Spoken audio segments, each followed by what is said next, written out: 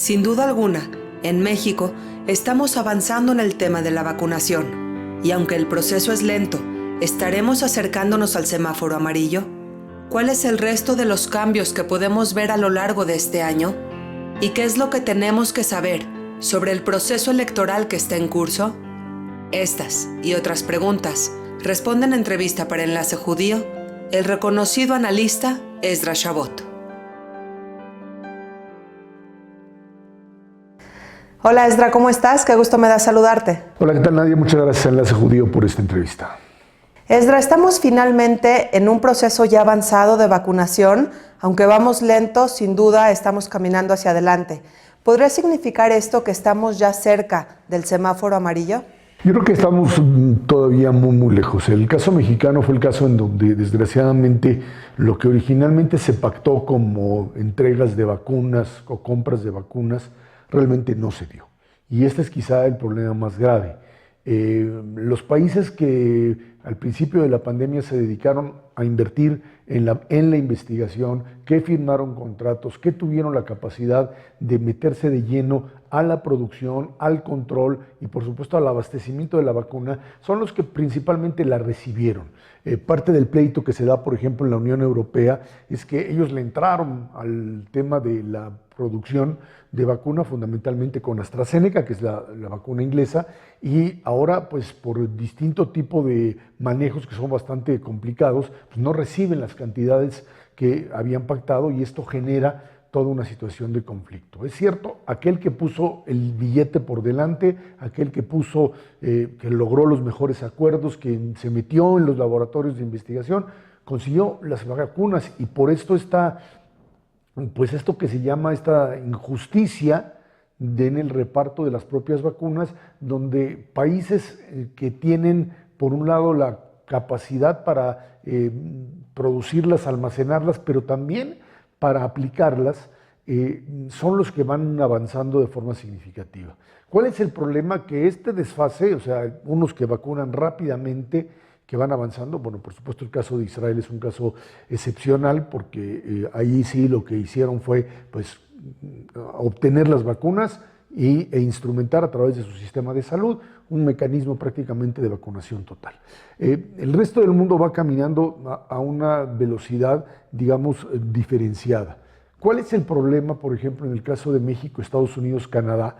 Que por lo menos en ese bloque necesitas aumentar la velocidad de vacunación en todo el bloque, porque los Estados Unidos pueden avanzar rápidamente, Canadá en un segundo término, pero si México no consigue establecer un mecanismo mucho más eficiente, que las vacunas primero que lleguen, las están pues ahora sí que pepenando de cualquier lado, pero hay que aplicarlas y hay que establecer sistemas muy complicados para que estas lleguen a mayores de 60 y luego a gente que tiene, por supuesto, problemas de salud previos que son comorbilidades, se les llama, para evitar que esto siga aumentando.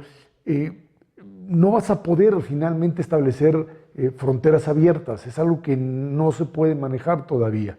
Es un problema serio porque las zonas geográficas que están alejadas de este principio de la vacunación o de esta idea de la inmunidad, pues no pueden rápidamente concluir que ya terminaron, ya no tienen ningún problema. Europa, que finalmente empezó a vacunar, hoy tiene que volver a cerrar, simple y sencillamente porque tú no puedes en un momento determinado pensar que porque tienes al 40 o al 50% de la población vacunada, ya la hiciste y entonces abres la economía, abres las calles, abres las escuelas, abres todo y lo que te ha pasado es que la curva que estaba casi en el fondo se te vuelve a disparar. Es un proceso muy complicado en donde todo tiene que ser paulatino y el tema de las vacunas tiene que ir ligado a seguir manteniendo, por supuesto, cubrebocas, cuestiones de limpieza que las seguimos manejando y es algo así como una ingeniería muy fina, es un reloj de precisión en donde tú por presiones, porque la gente quiere salir ya a trabajar, porque hay que llevar a los niños a las escuelas, etcétera, si no lo haces bien calibrado, corres el riesgo de que esto se te vuelva otra vez a venir para abajo, a pesar de que las vacunas están funcionando pues, de manera adecuada. Ese es el problema que estamos teniendo y eso es a lo que hay que enfrentarse en los próximos meses también. Esdra, mencionabas Europa, mencionabas también el Estado de Israel. Si pudiéramos ya hacer un poco una especie de resumen de los países que mejor han llevado esta crisis sanitaria y los que se han equivocado tremendamente, ¿a quién mencionarías y por qué? Bueno, obviamente el caso de Israel es excepcional porque lo que se hizo fue básicamente, primero, conseguir las vacunas, que era el primer elemento. Los consiguieron, las tenían para la mayor parte de la población y lo que hicieron fue establecer un sistema, o sea, utilizar su propio sistema de salud. Aquel que tiene un sistema de salud como el israelí, por ejemplo, o muchos de los europeos incluso lo tienen, ya lo tienen, o sea, no estás inventando nada nuevo. Tienes todo un sistema que te funciona y entonces llegaste, primero vacunaste por supuesto al sector salud, que era fundamental, y de ahí te fuiste inmediatamente no solamente a ofrecerla, sino a ir a buscarlos, a ir a tener el contacto. Esta idea en donde a muchos les parece a veces que el gobierno persigue y sabe dónde estás, pues sí puede resultar persecutoria, pero en un momento de crisis con un sistema de salud, bueno, pues te tienen ubicado y ya saben incluso qué es lo que tienes. A mucha gente en Israel le decían, usted tiene 35 años, pero le toca vacuna. Oiga, pero ¿yo por qué? Porque usted es diabético. Está anotado en su sistema de salud, en su Kupat Holim, en su centro de salud, que pues, usted es diabético, así que usted se presenta tal o cual día. Y este sistema de conocimiento de la persona les dio la oportunidad de ir, vacunar y aumentar enormemente el alto nivel, y con esto, el alto nivel de vacunación, de protección, y con esto disminuir significativamente el grado de contagio. Así se hacen las cosas. Cuando tú lo que tienes es vacuna, en Europa la tenías, pero no tienes, a pesar de que en buena parte de Europa, en algunos lados de Europa, tenías y tienes sistemas de vacunación aceptables, tienes un segmento importante de la sociedad que sigue desconociendo, que no reconoce, que no le importa, que no le teme finalmente al propio virus y que sigue saliendo. Y que gente incluso, por ejemplo, que aparecían algunos artículos en ese sentido en periódicos ingleses, en donde reclamaban básicamente a Europa que la gente se vacunaba y se iba a los bares y se contagiaba. O sea, el proceso de vacunación que tienes que manejarlo, porque a los 14 días te aparece la primera, o sea, tienes la primera parte de la inmunidad, te tienes que volver a vacunar en la mayoría de las vacunas y tienes que pasar todo el proceso, eso no lo cumplían. O sea, no había una disciplina en términos ni de la vacunación ni de la presencia o la ida a presentarse a la vacuna. Y esos son los que pues, cometieron errores. Por supuesto, países como los Estados Unidos de Trump, el Bolsonaro de Brasil y México son los países que de peor manera asumieron esto, porque ni impulsaron el cubrebocas, ni obtuvieron las vacunas, ni manejaron un sistema de salud eficiente para vacunar. México tenía un buen sistema de vacunación. México construyó desde los años 60 del siglo pasado un muy buen sistema de vacunación que fue desmembrado, fue pues acabado y que desgraciadamente hoy que era el momento para utilizarlo. O sea, en México las campañas de vacunación la gente iba a vacunarse. O sea, en México estos loquitos de los antivacunas y que te modifican el ADN, en México no existía, la gente iba, llevaba a sus niños a vacunar, y era una tradición de salud y era parte de la cultura sanitaria de este país, donde se llevaba a los niños o se lleva a los niños a vacunar. Incluso el problema cuando hay ausencia de vacunas es que esto genera un enojo porque la población quiere llevar a sus hijos a vacunar. Tu problema es que ahora pues no tienes este sistema, lo trataste de sustituir por otro y hoy tienes a estas alturas al 4% de la población vacunada. Es un nivel muy lento y esta lentitud, como decíamos en la pregunta anterior, pues te hace separarte enormemente de tus vecinos y de la posibilidad de una apertura mayor. Esdra, hablábamos de un anheladísimo semáforo amarillo, pero ¿qué cambiaría en la vida práctica de los mexicanos si ya nos movemos hacia un semáforo amarillo? Mira, el tema del semáforo tendría que ir ligado a cosas totalmente reales. Un semáforo amarillo, primero tendrías que manejarte con un mayor nivel de vacunación. O sea, al 4%, al 7%, al 8%, meter un semáforo amarillo es muy riesgoso.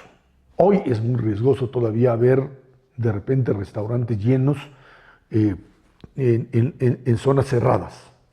Eso, la verdad, es estar jugando a la ruleta rusa, porque pues no sabes en qué momento esto te pega.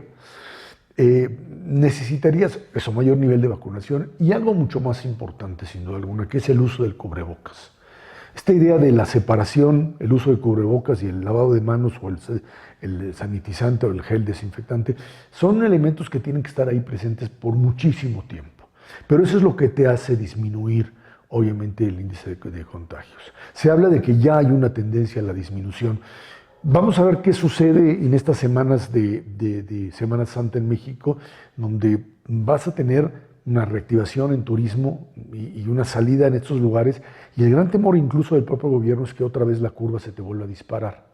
Estás en un momento de reapertura porque no tienes de otra, porque económicamente la gente tiene que encontrar mecanismos para poder subsistir, y entonces tienes que encontrar la forma de reabrir actividades, fomentar el uso de cubrebocas y de sana distancia y aumentar el nivel de vacunación. Un semáforo amarillo te va a permitir en la realidad un mayor contacto, pero si no tienes todos estos elementos de cuidado, vas a regresar al naranja y probablemente te vuelvas a ir al semáforo rojo. Por eso, por ahí decía el presidente López Obrador que la tercera ola nos agarre vacunados. Pues sí, pues ese sería lo ideal, pero si no hay vacunas y no hay proceso rápido de vacunación, pues el deseo parece que no es fácil pues volverlo realidad, Nadia. Claro, Esdra, y aunque pocos lo notemos o no llame tanto la atención, el proceso electoral ya está en proceso. Así que me gustaría que me digas cuáles son los elementos principales que debemos de tomar en cuenta para este proceso electoral. Esto, en el caso mexicano, tienes, por supuesto, un proceso electoral que en otras condiciones tendría algunos temas diferentes. Hoy el tema de pandemia está en medio, tienes una situación de 200,000 muertos aceptados por el gobierno, 400,000 o 500,000 dadas las cifras de mortalidad excesiva que se manejan en cifras del INEGI, y esto te genera una situación, por supuesto, de choque entre dos opciones. Una opción que es la opción, o sea, aquí estamos jugando a otro modelo electoral en donde antes eran partidos políticos o nos decían una cosa y otros otras. Aquí hay dos bloques. El bloque de gobierno encabezado por el presidente López Obrador y Morena con sus aliados, en donde hablan de que se ha hecho un trabajo bien, se ha hecho lo que se ha tenido que hacer y se tiene que avanzar en ese sentido. Y el otro bloque que dice esto no funciona, esto va hacia un camino erróneo en la ruta que debe manejar el país. Es un choque de trenes. O sea, no estamos hablando aquí de lo que anteriormente existía como a ver dónde encuentro el punto medio entre una opción y otra. Aquí estás hablando entre dos alternativas excluyentes. La gobiernista que dice esto va bien y la antigobiernista que dice esto va totalmente mal y se hunde. ¿Qué va a producirse? No lo sabemos. El presidente tiene enorme popularidad, muchísima popularidad.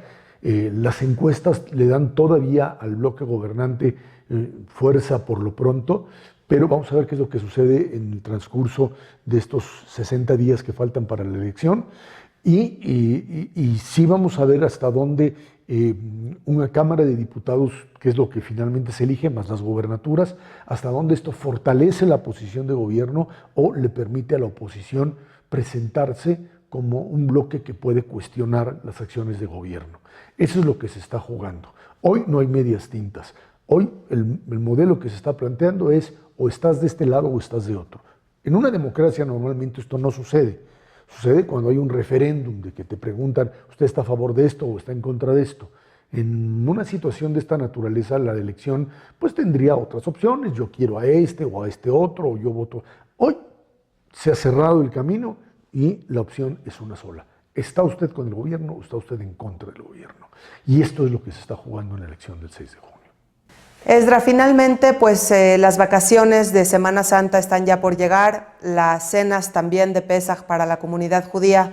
¿Algún mensaje que nos quieras dar para este tiempo tan importante, sobre todo ahora en tiempos de pandemia? Yo les insistiría a la gente que, pues, ahora sí que en línea con lo que he planteado en esta entrevista, que les agradezco enormemente, son tiempos todavía de cuidado. O sea, a diferencia del año pasado, en donde pues había que hacer todo, ahora sí que con Zoom y con medidas extremas, hoy aquellos que ya están vacunados, aquellos núcleos familiares pueden reunirse con el debido cuidado.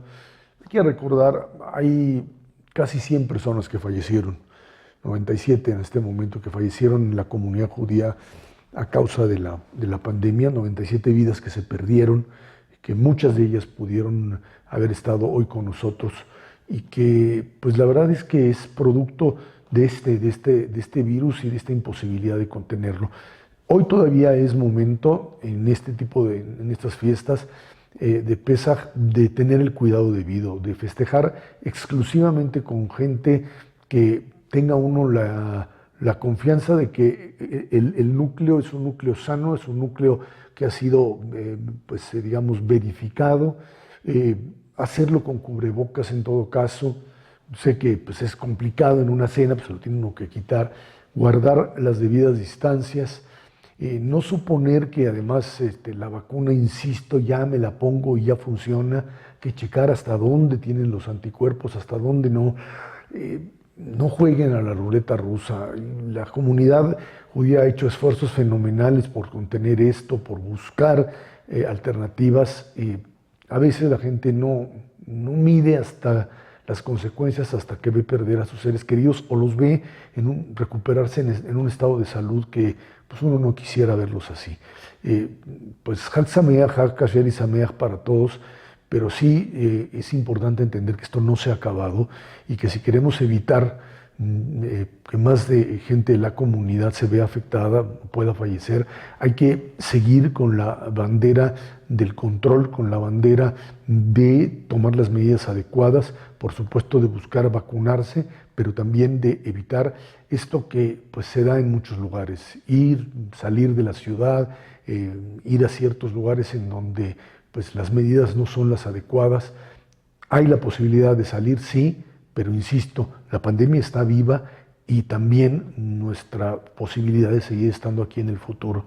Y por ello creo que es importante entenderlo, que esto todavía no se ha resuelto. ¿Estamos cansados? Sí, pero estamos vivos y eso es lo que es más importante para la comunidad como todos.